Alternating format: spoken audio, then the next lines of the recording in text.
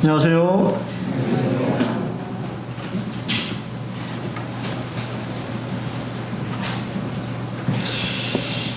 중간에 집회가 있어가지고 조금 어떠셨는지 모르겠습니다. 우리 집회 어떠셨는지 모르겠는데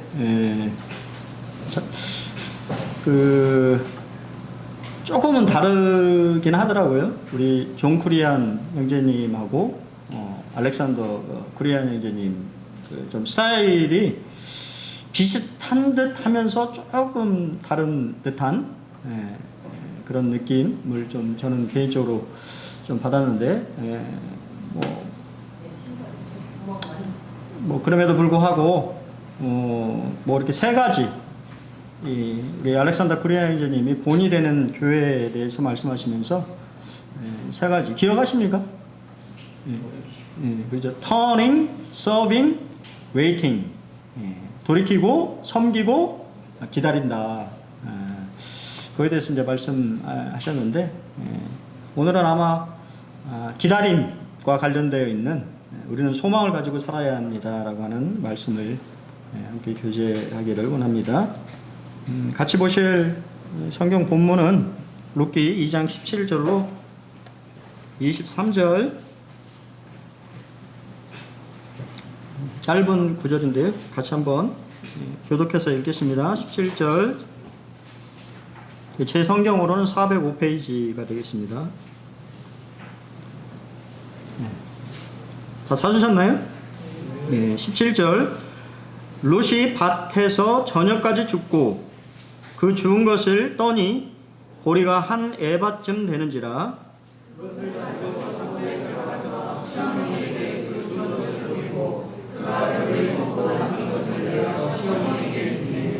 시어머니가 그에게 이르되 오늘 어디서 주었느냐 어디서 일을 하였느냐 너를 돌본 자에게 복이 있기를 원하노라 하니 룻이 누구에게서 일했는지를 시어머니에게 알게 하여 이르되 오늘 일하게 한 사람의 이름은 보아스니이다 하는지라 나오미가 자기 며느리에게 이르되 그가 여호와로부터 복받게 되었느니라 그가 살아있는 자와 죽은 자에게 은혜를 주지 아니하노라 하고 나오미가 또 그에게 이르되 그 사람은 우리와 가까우니 우리 기업을 누를 자 중에 하나이니라 하니라 모압 여인 룻이 이르되 그가 내게 또 이르기를 내 추수를 다 마치기까지 너는 내 소년들에게 가까이 있으라 하더이다 하니 나오미가 며느리 그에게 이르되 내 딸아 너는 그의 소년들과 함께 나가고 다른 곳에서 사람을 만나지 아니하는 것이 좋으니라 하느니라 이에 룻이 보아스의 소녀들에게 가까이 있어서 보리 추수와 밀 추수를 마치기까지 이삭을 주우며 그의 시어머니와 함께 거주하니라. 감사합니다.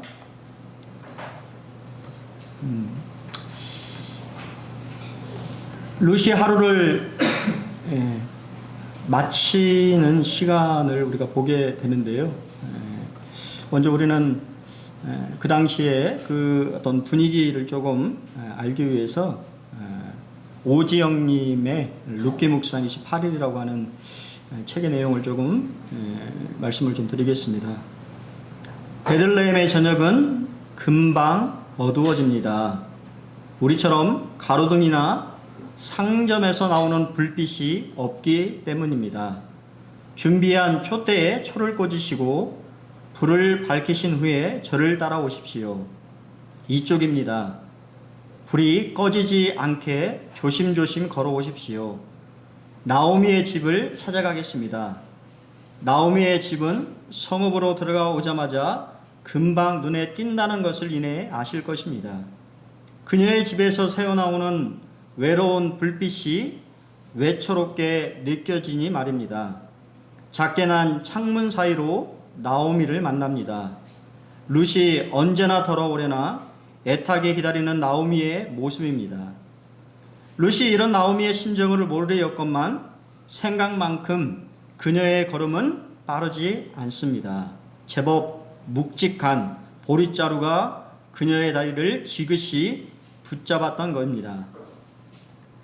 나오미는 은근 걱정이 되었습니다. 하루 종일 이밭 저밭 기웃거리다가 아무 수확도 얻지 못한 채 신세를 한탄하며 터덜터덜 걸어오면 어쩌나.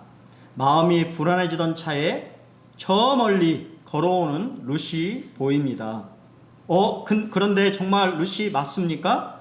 분명 빈손으로 나갔는데 이제 손이 비어있지 않다는 사실에 나오미는 믿기지 않아 눈을 비벼봅니다.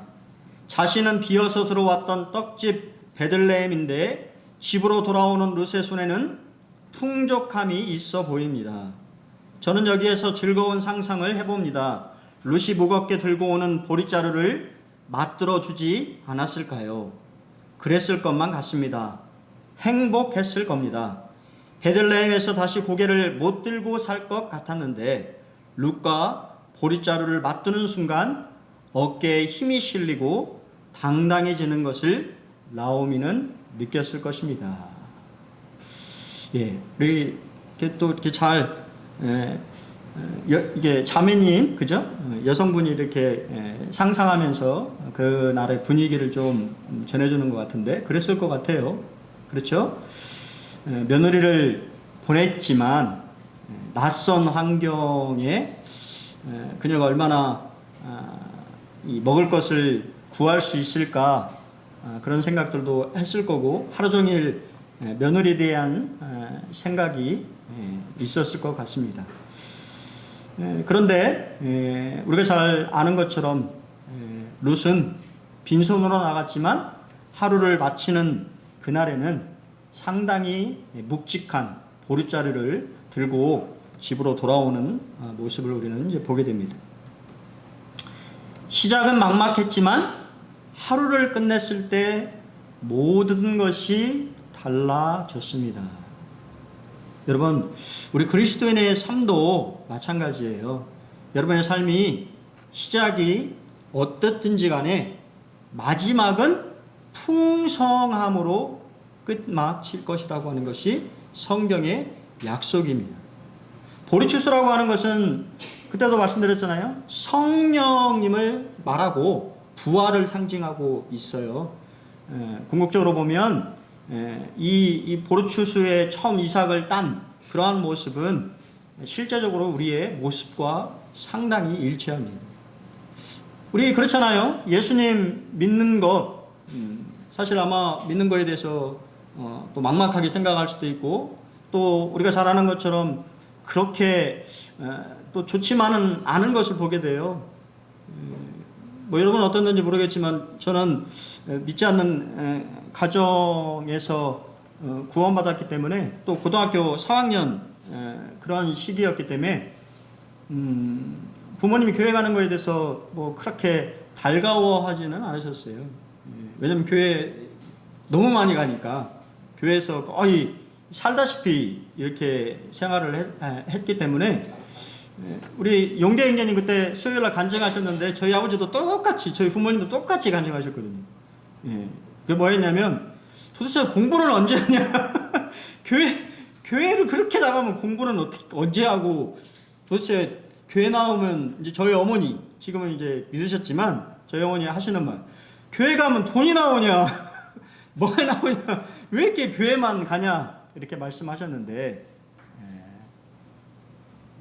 우리 용댕이님 열심히 공부하셔가지고 장학금 받으셨다고 하는 얘기를 들었게, 그렇죠? 그리스도인 삶이요, 쉽지 않아요. 간증을 내비쳐야 되기 때문에 쉽지 않습니다. 저는 대학 다닐 때 학구파, 도서관에 가야 만날 수 있는 사람이었어요. 왜냐하면 도서관에 가서 있지 않으면 부족한 공부를 할 수가 없어요. 왜냐하면 저녁에는 교회가 있으니까. 교회 뭐 그런 일들을 누가 하라고 한 게 아니고 너무 이 교회 이 성도들과 함께하는 것들이 좋아가지고, 그러니까 공부할 수 있는 시간이 부족해서 대학 때 도서관에서 거의 시간을 보내고, 또 출퇴근하는 통학버스에서 책을 봤습니다. 그래서 제 자랑이 아니라 그렇게 해야 된다고 하는 거예요. 그렇게 하지 않으면 이 세상에서 그리스도인에서 간증을 남기기가 쉽지 않다고 하는 거예요. 저도 2년 반을 장학금을 받고 다녔어요. 그러니까 어머니가 아무 말씀 안 하시더라고요. 교회에 나가는 거에 대해서 말해 본 적이 없어요. 그러면서 하시는 말씀이 연락은 하고 다녀라. 왜냐하면 거의 뭐 여름에 캠프를 하잖아요. 그러면 뭐 이렇게 봉사나 이런 거로 가면 한 달을 집에 못 들어갈 때가 있어요. 학생 캠프, 청년 캠프, 연달아서 이렇게 쫙 있기 때문에 그런데 참석하다 보면 집에 들어갈 수가 없는 그런 상황들이 닥쳤는데, 그럼에도 불구하고 부모님이 저에 대해서 공부하라고 대학에 가서는 하라고 한 말을 한 적이 한 번도 없습니다. 왜냐하면 장학금을 탔기 때문에. 1에바라고 하는 것은 15멜을 말하는데요. 1오멜은 성인이 하루 양식에 먹을 수 있는 양이라고 해요. 보통 남성들이 먹을 수 있는 양인데, 그것을 계산해 보면 루시 준 1에바는 두 사람이 5일이나 일주일 정도를 먹을 수 있는 양이에요. 얼마나 많이 주었는지를 알 수가 있는 것입니다. 그래서 우리가 뭐 잘 알겠습니다만, 사실 그런 일들은 여러분, 이삭 줍는 것이 여러분 쉬운 일이 아니에요. 이삭을 줍는다라고 하는 것은 내가 가난한 사람이라고 하는 것을, 누군가의 도움을 받아야 된다고 하는 것을 드러내는 일입니다. 힘든 일이죠. 요즘으로 말하면 3D 업종이죠. 요즘에 우리나라도 이 노동력이 부족해가지고 아십니까? 노인분들은 계속 농사를 지어왔기 때문에 계속 농사를 지으시는데 그것을 어떻게 할 수가 없어요. 왜? 젊은 사람들이 없잖아요.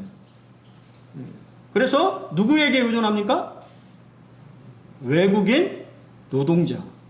요새 시골 가보세요. 외국인 노동자가 농사 일을 하고 있어요. 왜 안 할까요? 힘들기 때문에 안 하는 거예요. 농사일이라고 하는 것이 쉽지 않은 일이잖아요. 천한 일이지만 고상한 목적으로 롯은 그러한 일들을 하고 있었습니다. 한 알의 나달을 주는 것은 그의 시어머니에게 하루의 양식인 거죠. 얼마나 열심히 주었을까요? 또한 시어머니를 향한 애정은 그에게 주어져 있던 점심의 양들을, 분명히 우리 성경은 배고프게 먹진 않았어요. 왜냐하면 보아스가 충분한 양을 주었기 때문에. 근데 여러분 생각해보면 우리 용대님은 많이 그러셨을 것 같은데, 저희 어머니도 좀 그러셨거든요. 옛날에 좀 힘들 때 일을 하러 나가시면 꼭 저녁 되면 먹을 거를 싸서 자식들을 주겠다고 싸우시는 이 부모의 마음이, 여러분 그런 경험 있으시죠? 여러분의 부모들이 여러분들에게 먹을 것을, 맛있는 것, 뭔가 일을 가서 자식에게 주겠다고 이 맛있는 것을 잘 포장해 와가지고 저녁에 이렇게 내미는 그런 기억들이 제 마음속에도 있거든요. 룻은 시어머니를 생각하면서 자신이 먹고 남은 것을 싸와서 시어머니에게 드렸다고 하는 거예요. 그것은 애정이 없으면 할 수 없는 일이죠. 또한 그는 부지런한 일꾼이었던 것을 보게 됩니다. 하나님께서 주신 것을 낭비하지 않는 사람이었어요. 우리 그리스도인들이, 제가 이러한 부분들에 대해 조금 충격을 받은 적이 있는데, 어떤 인천에 있을 때 한 장로 형제님이었는데, 그때 우리가 잘 아는 것처럼 이제 외국인 사역하기 때문에 음식이 풍성해요. 항상 이렇게 남는 음식을 이렇게 많이 준비하기 때문에 남는데, 보면 우리 그 한 장로 형제님은 이 양을 이제 적당한 양을 이렇게 가져오시고, 그날은 이제 저도 제가 이제 그때 좀 말씀드렸잖아요. 저도 이제 식탐이 좀 있거든요. 예, 먹는 거에 욕심이 좀 있는 편이라, 그러니까 저는 생각 조금만 푼다고 팠는데 이렇게 보면 그릇에 식탐이 있는 사람들은 보면은 생각보다 많이 푼 것을 보게 돼요. 그래갖고 이게 막 이제 막 여기까지 막 꽉 차가지고 막 그러고 있는데 이제 이렇게 봤는데 그 장로 형제님은 한 올까지도 다 드시더라고요. 그래갖고는 제가 여쭤봤거든요. 형제님, 그냥 이게 좀 그러면 좀 남기시고 버리시지요? 그렇게 얘기했는데, 그 장로 형제님 그럴 수 없다고. 하나님이 주신 것을 낭비할 수 없다. 네, 욕심을 부리지 않고 적당하게 먹을 양만 가져오고 나머지 것들은 버리지 않게 하는 것이 하나님의 뜻이다라고 그 형제님이 저에게 조언하셨습니다.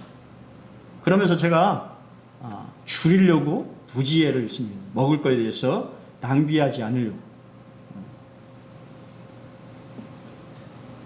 그래서 이번에 알렉산더 쿠리아 형제님, 우리 형제님들이 잘 접대하셨는데요. 예, 제가 남은 거 다 싸왔어요. 안 버리고 다 싸달라고 해서 남겨온 것을 다 포장해서, 왜냐면 그런 마음이 있어요. 왜냐면 어떻게든 하나님이 주신 풍성함 가운데 우리가 낭비하지 않는 것도 그리스도인의 자세예요. 어디서라고 하는 말은 누구의라고 하는 문화예요. 우리나라도 마찬가지죠. 제가 예를 들어서 우리 용대 형제님한테 저 인피에 있어요. 그럼 어디 있을까요? 여러분 어떻게 생각하십니까? 제가 인피에 누구 아는 사람이 누가 있어요? 기옥자매님이나 유효서 형제님 집에 있는 거죠. 내가 어디 있냐라고 하는 건, 그죠?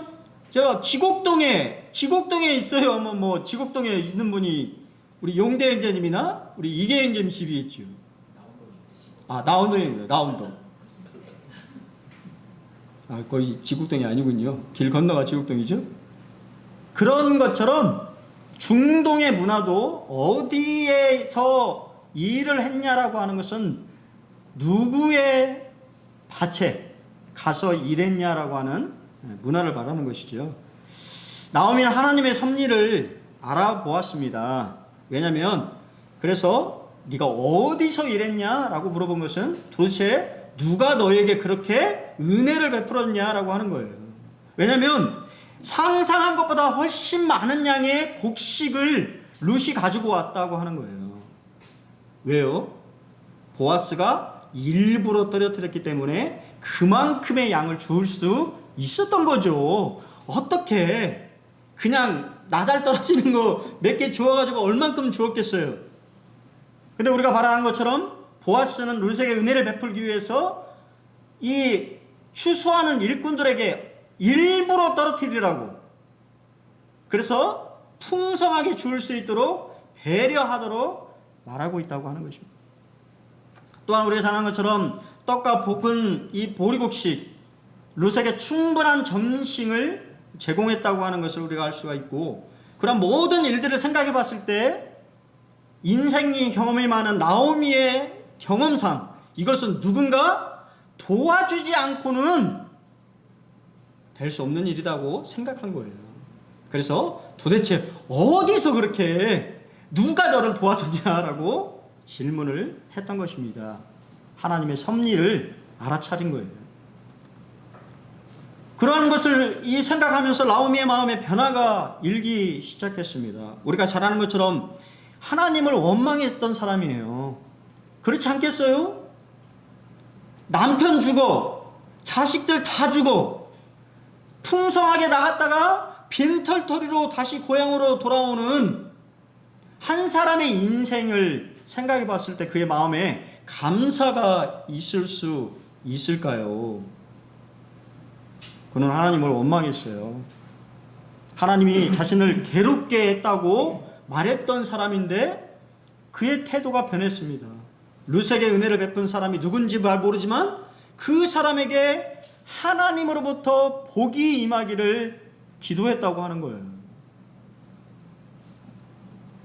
여러분, 그의 삶, 룻과 나오미의 삶에 하나님의 섭리와 하나님의 인도하심이 있다라고 하는 것을 나오미는 알아차렸고, 그것으로 인하여서 그의 마음에 변화가 일기 시작했다고 하는 것입니다.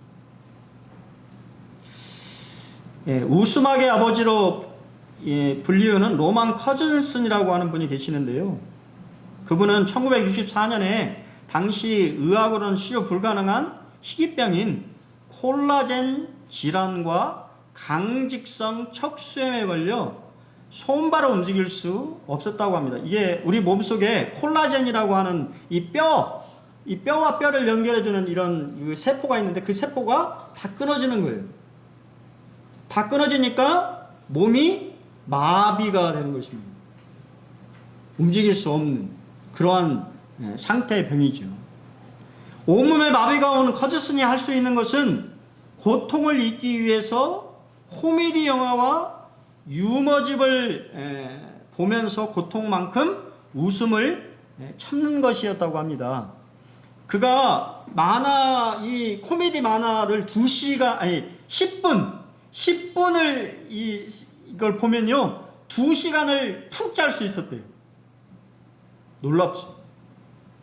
이런 방법을 통해 가지고 8주 동안 웃음과 또 긍정적인 생각들을 통해 가지고 그러한 치료를 자기 스스로 치료를 하니까 8주가 지나자 손가락이 하나 움직일 수 있게 되었고, 몇 개월이 지나자 목을 4분의 1 정도로 돌릴 수 있게 되었고, 마침내는 완치 판정을 받게 되었습니다. 그러면서 이 노만 커즌슨이라는 분이 이 의사들과 함께 연구를 해가지고 알아낸 것이 뭐냐면, 사람의 몸에 웃음이라고 하는 것을 통해 가지고 뭐가 생성된다? 엔돌핀이라고 하는 놀라운 하나님이 주신 물질이 생성이 되면서 사람의 몸을 치유한다라고 하는 것을 밝혀낸 사람이에요. 그러면서 그가 뭐라고 말하냐면, 우리 몸에는 완벽한 약국이 있다. 우리는 어떤 병도 고칠 수 있는 강력한 약을 가지고 있다. 그것은 바로 웃음이다. 우리 옛날에 그 형제님, 그죠? 그 형제님 그때 우리 레크레이션도 하고 막 그랬었잖아요. 그게 이제 그런 여기서 발생된 거예요. 사람이 긍정적인 생각, 웃음 이런 것을 통해서 부정적인 그러한 것들이 물러나고 사람의 몸이 치유가 된다라고 하는 것입니다. 근데 그리스도인의 소망은 그런 걸까요? 워런 이어버스 목사님은 그리스도인의 소망은 그랬으면 좋겠다라는 식의 희망이 아닙니다. 그리스도인에게 있어서 소망은 우리가 하나님의 약속을 믿고 그분의 도우심을 힘입어서 미래를 직면하게 될 때 내적으로 느끼게 되는 즐거운 확신과 자신감을 말합니다. 뭐라고요? 즐거운 확신과 자신감이 내적으로 있는 것이 소망이라고 하는 거예요. 여러분 그런 게 있으세요? 다 표정이 다 어두워. 그거 아십니까? 어린아이는 하루에 몇 번 웃을까요? 생각해 보셨어요? 어린아이는 하루에 몇 번 웃을까요? 약 300번 웃는답니다. 어른은 몇 번 웃을까요? 우리 여기는 어른은 아닌데, 그죠? 우리 승준 형제는 어른은 아니죠. 어린아이는 아니지만 몇 번이나 웃을까요? 평균 3번이요? 3번밖에 웃을 일이 없어요. 그건 너무 좀 짠 것 같고, 어른은 평균 6번 웃는데요. 얼마나 안 웃는지 이해가 되십니까? 무슨 인생에 근심 고민이 그렇게 많아가지고 웃을 일이 없어서 평균 6번도 안 웃는데요. 그러니 몸이 얼마나 망가지겠습니까? 웃어야 사람의 몸이 치유가 되는데 안 웃고 그렇게 뻣뻣하게 몸이 굳어가니 이해가 되시죠? 소망은 하나님께서 성령님을 통해서 하나님의 백성에게 주시는 선물입니다. 한번 같이 읽어볼까요? 로마서 15장 13절 같이 읽겠습니다. 시작. 소망의 하나님이 모든 기쁨과 평강을 믿음 안에서 너에게 충만하게 하사 성령의 능력으로 소망이 넘치게 하시기를 원하노라. 소망에 덧붙여서 맺어지는 열매가 뭐라고요? 기쁨과 평강. 이 평강은 샬롬인데, 샬롬은 내적인 평강만 말하고 있지 않아요. 육체적인 건강까지도 말하는 것이 히브리인들이 생각하는 샬롬의 개념입니다. 여러분의 마음속에 기쁨과 평안함이 있습니까? 그게 있다면 여러분이 소망 가운데 충만한 것이고, 그렇지 않다라고 한다면 여러분은 소망 가운데 있지 않다고 하는 거예요. 왜 그들에게 소망이 생겼어요? 단 한 사람인 보아스라고 하는 사람이기 때문이에요. 왜냐하면 그 보아스라는 사람이 나오미와 룻의 기업을 물을 자였기 때문이죠. 보아스가 나오미에게 새로운 희망을 심어주었습니다. 왜냐하면 그는 가까운 친족인데, 그것이 바로 가까운 친족임에도 불구하고 바로 오늘 우리가 알게 되는 놀라운 사실들을 알게 되는데요. 이 보아스는 또 동일하게 룻에게 개인적인 관심을 가지고 있었어요. 이런 이야기들을 이렇게 듣게 됐을 때 경험 많고 지혜로운 나오미는 자신의 남편의 가까운 친족인 보아스가 자기와 자기 며느리에게 무언가 계획을 가지고 있다라고 하는 것을 짐작할 수 있었을 것입니다. 왜냐하면 너무 과도하게 은혜를 베풀었기 때문에, 그렇게 베푸는 것은 이 보아스라는 사람이 룻에게 대해서 관심을 가지고 있다고 하는 것을 눈치를 챌 수 있다고 하는 것이죠. 여호와의 말씀이니라 너희를 향한 나의 생각을 내가 아나니 뭐라고 그럽니까? 평안이요 재앙이 아니니라. 너희에게 미래와 희망을 주려고 하는 것이 하나님의 진심이다라고 하는 것이 우리 성경의 가르침이죠. 그러면서 나오미는 룻에게 하나님의 구속의 원리를 설명해 줍니다. 이 보아스라고 하는 사람은 그냥 가까운 친족이 아니라 너와 나를 구원할 자이다라고 설명해 줘요. 그게 뭐냐면 고엘입니다. 히브리어로 기업을 물을 자로 번역한 단어인 고엘이라고 하는 제도가 하나님의 율법 속에 있었어요. 고엘은 구원자가 될 수 있는 친족을 의미합니다. 대개는 일가 친척 중에 가장 유력한 능력이 있는 사람이 고엘을 담당하는 거였어요. 보아스는 그러한 사람이었잖아요. 왜냐하면 그는 유력한 사람이었고 부자였고 또한 가까운 친족이었어요. 고엘이 하는 일은 세 가지인데요. 피해 구속이에요. 민수기 35장 19절로 22절을 보면 친척이 살인자, 어떤 고의를 가지고 살인을 당하면 이 고엘이 뭐 해야 돼요? 보복하도록 되어 있어요. 하나님은 생명이 귀하다고 하는 것을 강조하고 있습니다. 우리나라는 사형제가 없죠. 사형제를 시행하고 있지 않죠. 그러다 보니까 이게 사형을 해도 큰 효과가 없다라고 말을 하지만, 성경의 가르침은 살인한 자에 대해서, 고의로 사람을 죽인 자에 대해서는 반드시 죽이도록 말하고 있어요. 왜냐하면 생명을 존중하지 않기 때문이죠. 자세히 보진 않았습니다만 그 사회를 비관해가지고 사람들이 막 여럿치고 여러 사람을 죽였던 사람의 집을 갔는데 아십니까? 시세가 얼마인지? 10억이에요. 10억. 그러면서 기사에 났더라고요. 10억의 집에 사는 사람이 어떻게 사회적인 불만을 가지고 사람을 죽일 수가 있냐. 말도 안 된다. 아니, 집도 없는 사람들도 많은데 10억에 살면서 그 집값이 10억이래요. 무자비하게 사람들을, 사회 불만을 가져가지고 지나가는 사람들을 죽였던 그 사람의 집이 그 정도의 가치에 살아가는. 고엘이 하는 것은 피해 구속이었어요.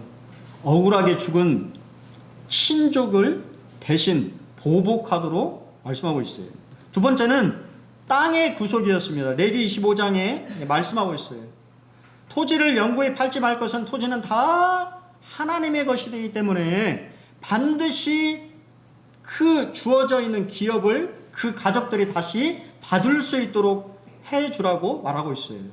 그것이 바로 고엘이 하는 일이었습니다. 이 땅을 우리가 있어도 너무 어려워지면 땅을 다 팔아먹어버리잖아요. 그러면 그 나중에 가족들이 그 땅이 이 기업을 이을 땅이 없어지게 되는 것이죠. 그랬을 때 가까운 친척인 고엘이 자신의 돈을 들여서 그 땅을 다시 사주는 것입니다.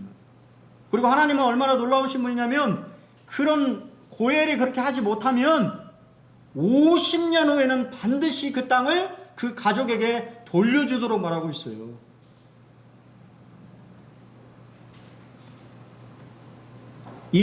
당연히 우리가 잘 한 것처럼 이 땅에 대한 구속에 대하면서 우리는 죽은 형제에 대한 의무를 그 가족들에게 행할 것을 말하는 거죠. 결혼을 통해서 자녀, 이 기업을 이을 수 있는 상속자를 낳게 하는 것이 바로 이 보아스와 룻의 이야기를 통해서 우리가 볼 수 있는 것입니다. 왜냐하면 이미 이을 가족이 없었잖아요. 자식이 없었잖아요. 그렇기 때문에 이 보아스가 당연히 이 룻과 결혼을 통하여서 엘리멜렉이 가졌던 기업의 그 땅의 기업을 다시 돌려줄 수 있도록 상속자를 생산해내는 것도 고엘이 할 일이었다라고 하는 것입니다. 세 번째는 몸의 구속이었습니다. 형편이 어려지면 당연히 먹고 사는 것이 힘드니까 종이 되거나 노예로 팔리는 친척들이 있을 수 있잖아요. 그랬을 때 이 고엘은 반드시 그 친척들을 자유롭게 해줘야 됐어요. 돈을 지불하거나 아니면 다른 것들을 보상을 통해서 이 속량받을 수 있도록 하셨어요. 근데 또 재밌는 것은 여기에서 이제 그래도 좀 제가 초창기 때 좀 말씀을 드렸습니다만 우리 자매님들이 이 귀걸이를 안 하시잖아요. 귀걸이. 근데 뉴질랜드나 호주는 중요한 모임에서는 자매님들 다 귀걸이 하세요. 왜냐하면 이 귀에 구멍을 뚫는 것은 그 종이 주인에게 영원한 충성 서약을 맺는 거예요. 내가 당신의 영원한 종이 되겠습니다라고 하면서 귀에 구멍을 뚫었어요. 그게 바로 귀걸이의 성경의 기원입니다. 그래서 우리가 좀 문화적인 차이가 좀 있죠. 그래서 호주나 뉴질랜드의 특별한 모임에 자매 다 귀걸이지. 우리는 안 하지만 이제 우리는 이제 좀 잘 보이게 이쁘게 하려고 이렇게 이제 사실은 이제 그런 목적이라면 별로 이제 의미가 없겠습니다만 그런 거예요. 근데 중요한 것은 그것도 마찬가지로 50년 희년이 되었을 때는 무조건 일한 만큼 그가 50년 동안 봉사한 만큼의 값을 지불하고 자유롭게 해줘야 돼요. 그게 바로 고엘이 또한 이 정책입니다. 하나님이 왜 그렇게 하셨을까요? 자유롭게 하는 것, 그것이 중요하기 때문입니다. 하나님의 백성이 다른 것에 종이 되는 것을 원하지 않으시는 거죠. 예수님은 바로 우리의 고엘이십니다. 유일한 우리의 고엘이 되시는 거예요. 구원자가 되시는 거죠. 하나님 선택한 비번한 여인들이라는 책의 존 메가더 목사님은 이렇게 말하고 있어요. 고엘은 그리스도인의 신분과 사역을 상징하는 산 증거였다. 그분은 우리의 진정한 고엘이시다. 그분은 우리의 형제로서 우리를 악의 속박에서 해방시키고 우리의 생명을 죽음에서 구원하시며 죄로 인해 우리가 잃어버린 것들을 모두 되찾아 주신다. 회복시켜 주신다라고 말하고 있는 거예요. 고엘이라고 하는 제도가 바로 그리스도의 사역과 밀접하게 관련이 있기 때문에 하나님은 이것을 인정하시고 이것을 이루셨다라고 하는 것입니다. 보아스가 룻에게 준 것은 모든 일의 첫 열매에 불과합니다. 로마서 8장 23절에 보면 그뿐 아니라 또한 우리 곧 성령의 처음 익은 열매를 받은 우리까지도 속으로 탄식하여 양자될 것, 곧 우리 몸의 속량을 기다린다고 말하고 있어요. 익은 곡식의 첫 단이 전체 수확을 보증하듯이 성령님은 완전한 유업이 우리 소유가 될 것을 보증해 주십니다. 특히 성령님은 몸의 구속의 보증이시라고 하는 거예요. 여러분, 몸이 나이를 먹어가면서록 다르죠. 30대가 다르고 40대가 다르고 50대가 다르고 60대가 다르고 70대가 다릅니다. 우리의 육신은 날마다 연약해져요. 근데 중요한 것은 뭐냐면 여러분들이 그 연약한 육신 가운데 몸의 구속을 기다리셔야 된다고 하는 거예요. 영광스러운, 피곤하지도 않고 졸리지도 않고 지치지도 않는, 공간과 시간을 다 초월한 우리 주님과 같은 부활의 몸, 여러분 그러한 몸 가지고 싶지 않겠습니까? 뭐 특별히 몸이 아프지 않으면 그런 생각을 안 할 수도 있겠습니다만, 하나님 여러분에게 놀라운 몸의 구속, 여러분이 지금 가지고 있는 그러한 연약한 몸이 아니라 우리 주님과 같은 영광스러운 부활의 몸으로 구속하실 것을 약속하셨다고 하는 거예요. 그 보증으로 뭐를 주셨어요? 성령님을 여러분에게 주신 것입니다.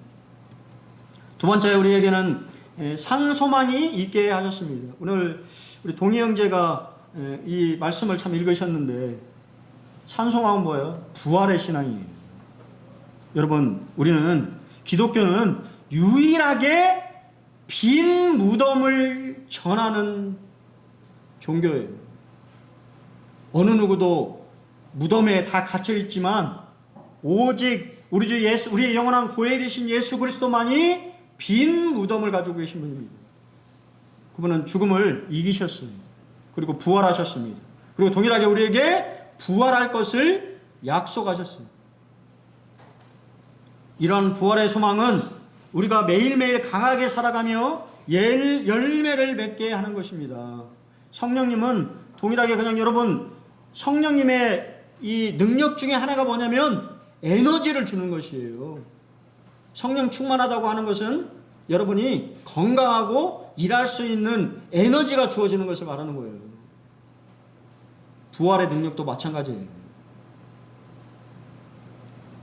우리 주님이 죽음에 매여있지 아니하시고 부활하셨다고 하는 것은 우리가 그러한 능력 가운데 살아갈 수 있다고 하는 것을 말해주는 것입니다.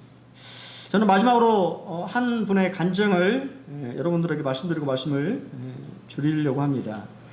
투르니에라고 하는 스위스의 내과 의사이자 정신의학과 의학자이며 유명한 저술가인 그가 쓴 책 중에 듣는 기회라고 하는 제목의 신앙 강제집에 이런 내용이 있습니다.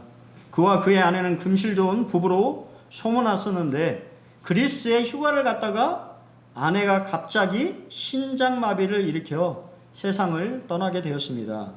죽기 직전에 아내는 평화스러운 미소를 지으며 남편을 쳐다보고 있었습니다. 숨을 거두기 전 그는 남편에게 다음과 같이 말했습니다. 여보, 오늘 천국에 도착하면 먼저 가 계신 시부모님을 만날 수 있으니 정말 즐거울 것 같아요. 그 말에 투르니에 박사는 큰 감동을 받았습니다. 아내가 죽음을 마치 기차를 타고 고향 제네바에 다시 돌아가는 것처럼, 사랑하는 가족을 재해하는 것처럼 태연하게 받아들이는 것을 보고 부활이요 생명이신 예수님을 체험할 수 있었던 것입니다. 아내를 보낸 후 그의 믿음은 점점 더 강해졌습니다.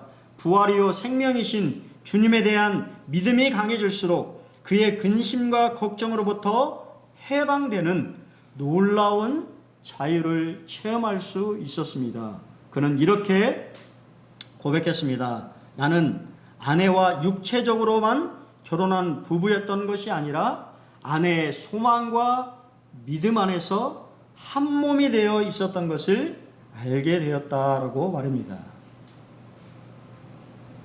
어떻습니까? 어느 한 목사님도 그 아내에게 마지막으로 한 말이 있었죠. 내일 아침에 만납시다.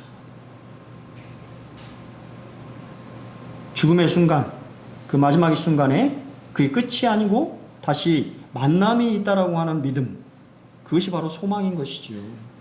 하나님 우리에게 주신 놀라운 부활의 소망은 그런 것입니다. 죽음도 담담하게 받아들일 수 있는 신앙, 소망이 있는 자만이 가질 수 있는 것이죠. 여러분, 타이타닉이라고 하는 영화를 보신 적이 있는지 모르겠어요. 저는 타이타닉이라는 영화를 보면서 두 장면이 기억이 나는데, 한 가족이 물이 들이치는 가운데 탈출하지 아니하고 죽음을 선택하는, 기도하면서 마지막을 가족들과 함께 보내는 장면이 있어요. 그냥 담담하게. 죽음이 끝이라고 한다면, 죽음이 끝이라고 생각하는 수많은 사람들은 살기 위해서 탈출하고 구명조끼를 차고 구명보트를 타려고 애를 쓰는 그 순간에 믿음의 사람들은 담담히 죽음을 받아들이는 한 장면. 또한 한 그리스도인은 아기회항 같은 그 순간에 바이올린을 키면서 그들에게 평안을 선사해주고 싶은 한 사람의 모습이 영화 속에 이렇게 크로스 됩니다. 소망 가진 사람만이 그러한 삶의 마지막 순간에도 그러한 태도를 볼 수 있는 것이지요. 저는 룻기 2장을 통해서 사실은 이것을 말씀을 드리려고 하는 거예요. 믿음, 소망, 사랑, 이 세 가지는 항상 있을 것인데 그 중에 제일은 뭐라고요? 사랑입니다. 보아스가 룻을 향한 그 사랑이 있었기 때문에 그에게 놀라운 은혜를 베풀었고, 또한 동일하게 그의 이 가족 나오미와 룻을 구속해서 그들을 가족으로 받아들이고, 또한 그들을 통하여서 우리가 잘 아는 것처럼 예수 그리스도가 이 땅에 우리를 구원하시기 위해서 오셨다고 하는 사실을 우리는 기억해야 됩니다. 여러분, 의인은 믿음으로 살아야 되지요. 또한 우리는 산소망 가운데 살아야 됩니다. 하지만 그 중에 가장 중요한 것은 주님이 우리를 사랑하시는 사랑이 우리 가운데 있어야 된다고 하는 거예요.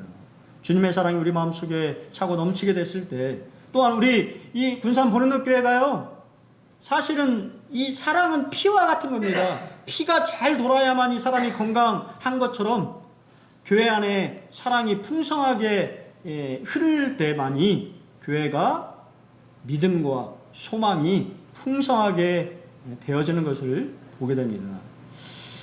여러분이 주신 하나님의 놀라운 소망을 가지고 또 한 주를 살아가시는 그러한 한 주가 되시기를 소원해 보겠습니다. 감사합니다.